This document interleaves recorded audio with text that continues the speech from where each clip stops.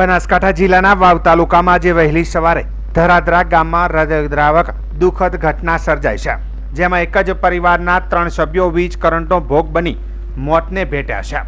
સમગ્ર ગામમાં શોકનો માહોલ છવાઈ ગયો છે.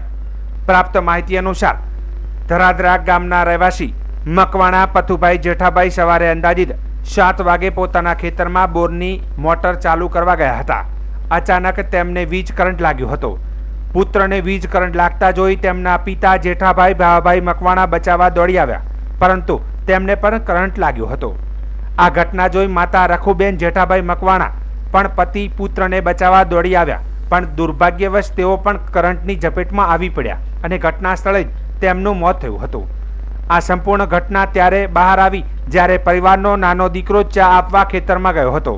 તેણે તાત્કાલિક ગામ લોકોને જાણ કરી અને લોકો દોડી આવ્યા. વીજ પુરવઠો બંધ કર્યો અને ત્રણેયને વાવ રેફરલ હોસ્પિટલ ખસેડ્યા, જ્યાં ડોક્ટરે મૃત જાહેર કર્યા હતા. આ દુર્ઘટનાથી ધરાધરા ગામ અને આજુબાજુના વિસ્તારના લોકોમાં ભારે શોક પ્રસરી ગયો છે. ઘટના સ્થળે પોલીસ પહોંચી આગળની તપાસ શરૂ કરી છે અને અકસ્માતે મોતનો ગુનો હાલ નોંધ્યો છે.